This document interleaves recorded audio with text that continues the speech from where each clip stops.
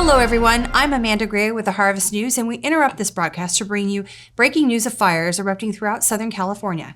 Fire season is a hot topic right now, and our very own Sierra Shinhoven is live on the scene. Let's go to her now. Sierra, how are things looking? Hi viewers, it's Sierra Shinhoven on the scene with Harvest News. In Orange County, California, there is a huge fire igniting here right now. With the combination of the drought and the drying heat, this fire is scorching. Good thing Orange County Fire Authority is on the scene evacuating people and keeping the fire away from homes. There are no casualties. Back to you, Amanda. Thanks for that update, Sierra, and we appreciate the hard work of the Orange County Fire Authority. According to the NICC, 60,000 wildfires burned 10.1 million acres in 2020. Nearly 40% of the acres were in California alone.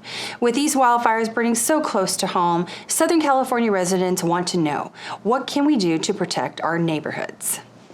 Up next, caterpillars, cute and fuzzy or scary? I'm Sierra Shinhoven. And I'm Amanda Gray. Welcome to the Harvest Lab.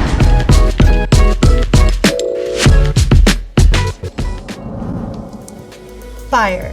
It's an important resource that has warmed our homes, cooked our food, and has been a source of light for hundreds of years. But if the same fire is not handled responsibly, it can be absolute destruction. But there's good news. You can help prevent a fire. But first, we need to understand the science behind fires. When it comes to fires, there are three key elements: heat, oxygen, and fuel. Fires can be true monsters. In order to contain fires, we have to control these three elements. Dry grass, pine needles, and leaves just like these easily ignite, causing roaring fires. That's why during the summer months, it is so important to cut down our vegetation. Now watch. When we set the dry leaves on fire, they catch flame very quickly. That's what we call flash fuels. And when you try to set the green leaves on fire, it's harder for them to catch on fire, unlike the dry leaves, just like cooler temperatures. Southern California has high temperatures and heavy winds. This is an environment that creates perfect conditions for fires. In fact, dry vegetation, high temperatures, and winds push oxygen into fires, spreading them faster. Trimming down dry or dead vegetation and using fire-retardant plants is called vegetation management, one of the topics we'll be discussing today. Vegetation management is just one of the many ways landscapers can protect your home. In fact, the Orange County Fire Authority is an expert on the topic and landscapers' #1 resource throughout Southern California to help us protect your home during wildfire season. Let's blaze out of here. We brought the lab outside today to talk all about fuel modifications. We have Senior Fire Prevention Specialist Juan Huerta from OCFA to tell us all about it. Are you guys stoked? Fire away, Sierra!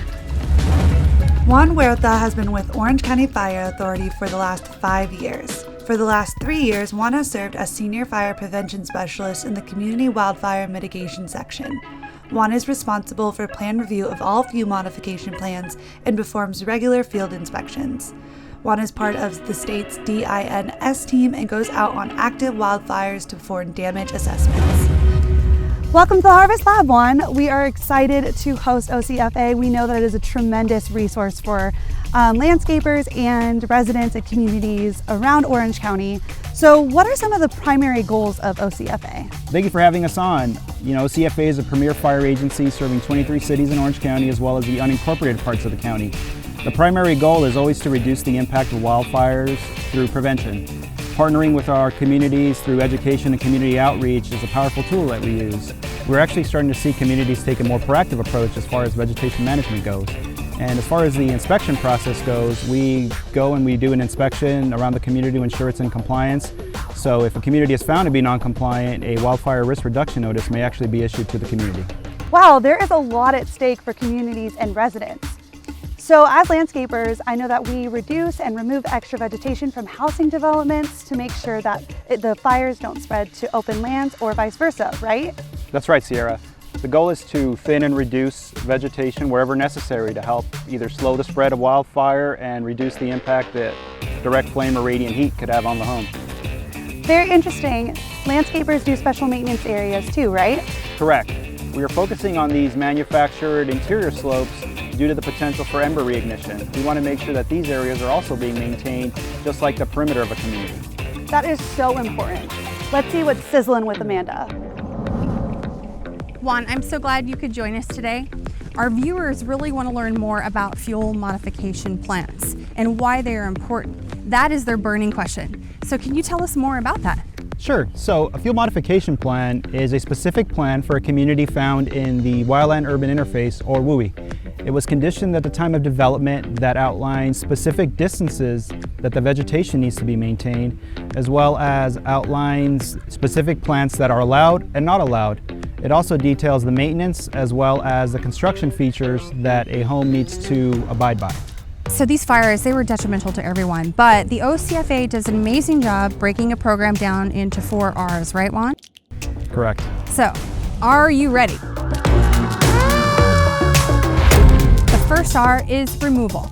Right, removal of any dead plant vegetation, including leaf litter, 100 feet away from the home or to property line of less than 100 feet. But the fuel modification plan may also call for a further distance. In some cases, the fuel modification plan may call for removal of specific plant species. And lastly, also consider removing highly flammable plant species. Definitely. So the second R is reduction. Right, with reduction, landscapers should be reducing, thinning, pruning vegetation within, again, that 100 feet or to property line if less than 100 feet. But again, if that fuel modification calls out for a further distance, you may have to go further than the 100 feet. You also want to make sure that you're creating a vertical separation underneath tree canopies by either lifting a tree or reducing the material underneath it. You also want to maintain your ground cover below 2 feet, and then you also want to create horizontal separation by creating groups of 3 shrubs and separating them by 15 feet or 3 times the height of the tallest shrub. And then also you want to make sure that you're removing any highly flammable vegetation around the first 5 feet of your home, which is the home ignition zone. And within this home ignition zone, you may also potentially want to consider removing any mulch. Okay, good info. So the third R is replacement. Right, so with replacement, landscapers should always consider removing these highly flammable plants with plants found on OCFA's approved plant list. These fire-resistant plants may be a better alternative to whatever plant material was there before. Very good. And finally, the last R is resistance. Right, so if you are going to remove some plants, again, you want to make sure that you're selecting a plant that can be found on OCFA's approved plant list, because these may serve as a better option. It may actually increase the chances that your home survives and may also provide a better defensible space for firefighters to defend your home. Great information, Juan. Really appreciate it. So let's go take a look at some more stuff. Hey Juan, so could you tell us a little bit about these home hardening pieces? Sure, so the often overlooked part of protecting your home is the home hardening piece. When we're talking about home hardening, we're talking about the actual construction materials of your home. What you see here are vents that have either meshing or are baffled that will actually reduce the chance that an ember will get inside of your home and possibly ignite. The largest reason we lose homes is actually due through ember intrusion. All of the information that we discussed today, as well as information on these vents and other construction materials, can be found on our website at ocfa.org/RSG, which is our Ready, Set, Go program. A home assessment tool can also be found on the website that will allow homeowners to do a risk analysis of their home. Wow, that's an important resource. I'll make sure to put it in the link below. Fantastic. So ready, set, go. I love that one. Thank you so much. The OCFA is a true harvest hero. So we thank you for being here today. And you guys are heroes for everyone across Orange County.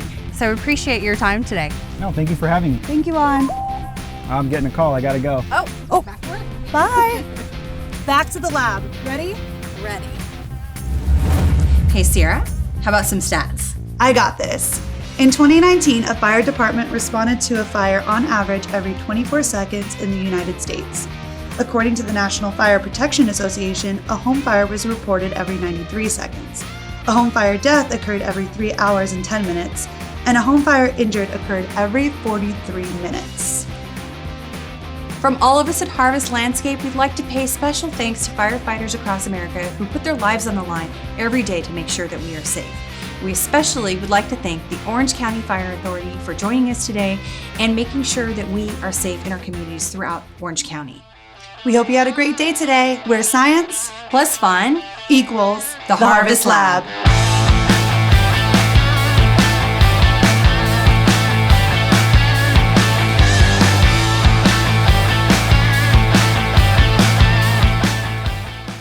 and the drought, this fire is like nothing we've ever seen before.